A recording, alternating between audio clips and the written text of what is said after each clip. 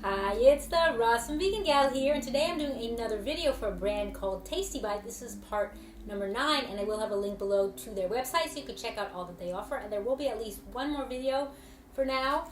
So this is their product called their Indian Coconut Squash Dal. It is certified organic, USDA, vegan, non-GMO project verified. It says it's mild, but for me, we'll see what mild is. It's a 10-ounce package. It's BPA free. It's also gluten-free and kosher.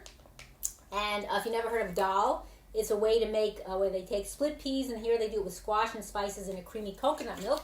That's what the package looks like.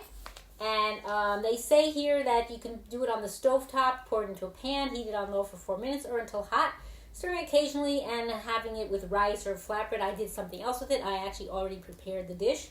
So, and then it says refrigerate the unused portion. Do not consume if pouch is leaking or swollen, but I'm going to consume the whole thing. So for the nutritional information, the serving size is 2/3 of a cup. It says it's 2 servings in the container, 180 calories for 1 serving and 370 for the pouch. It's got 6 grams of protein, 11 for the pouch.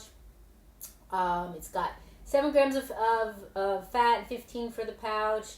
Also, if you're concerned about the sodium, they do use salt. It's 370 milligrams or 16%, or 750 milligrams or 33% for the pouch. Carbs 24 grams, 49 for the pouch. Dietary fiber 6, 12 for the pouch. Protein 6 and 11 for the pouch. Those are grams, whereas the sodium is in milligrams, so much smaller. Look up what a milligram is, and you'll see it's not a lot. And then as far as nutrition, vitamins, calcium 2%, 6 for the pouch. Iron 8%, 15 for the pouch. And potassium 10% and 20 for the pouch. What is in here is water, coconut milk, toor dal, Toordal, two words, which is yellow split peas, pumpkin, squash, sunflower oil, tomato paste, salt, cumin, dried garlic, mustard, chili peppers, and turmeric. So the chili peppers is probably what will be hot for me, but even though it says mild, for mild it's for some people, and for me it's not. Okay, so what did I put in here? I already prepared everything like I said. I have cabbage. I did green cabbage that I blanched or boiled in water. And then I used something called a vegetable skimmer, which I have here.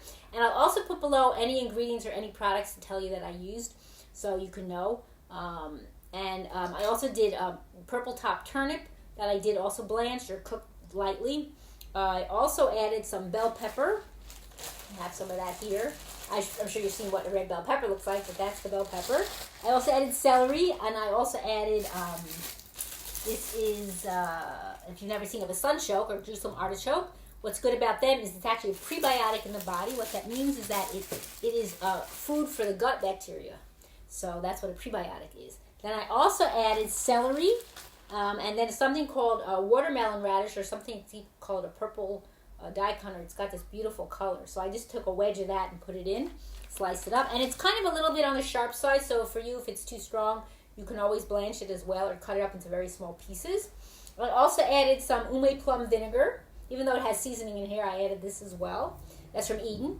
And then I added some golden flaxseed meal from Bob's Red Mill. Flax seeds are very good, high in omegas.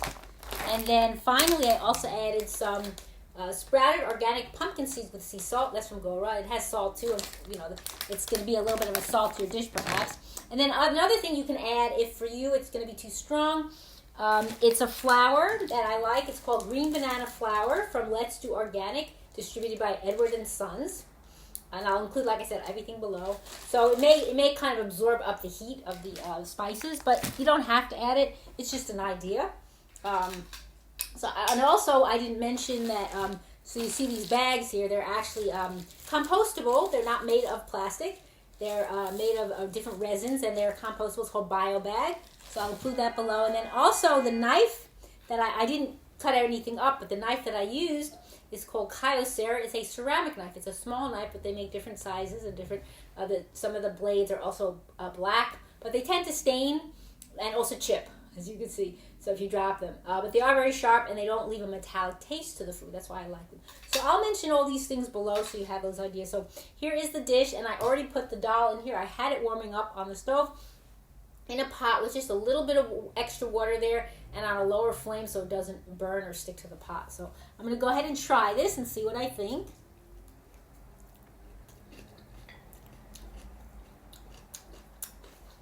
Yeah, it has a nice flavor. Now I like, and I can taste the spice now from the peppers. It's kind of happens at the end of the chewing. The reason I also like to add in some fresh vegetables, and then it looks pretty with the different colors of pepper. It gives it a little more texture and color and flavor, and something kind of balances out the cooked. So you get some fresh. So yeah, it has a nice taste. Oh, and I also forgot to mention that I added avocado. Sorry about that. I just realized that. So yeah, it tastes really nice. Now, the ingredients that I added, you know, you're welcome to add other things that you like. You know, things like, let's say, zucchini, you could add. You could add onion, you know, chopped up onion or scallion, or any kind of fresh herbs if you like, parsley, dill, cilantro, rosemary. I mean, it's endless what you could do with these dishes. I know it comes already prepared, and they say you use rice, but you can create your own additional things to kind of make it a, you know, an expanded dish, or how you want to have it if you don't want to eat it just like this. I mean, you could actually eat this too as is without warming it up, but if you're in a climate and you want more warmth, even though there is warmth from the spices, then you could always do it like that. But it does have a nice taste, and I like the additions personally because it gives it a little more to it than just the dal. So I hope you will try this out and check it out for yourselves, and I thank you for watching. It's the Rawesome Vegan Gal.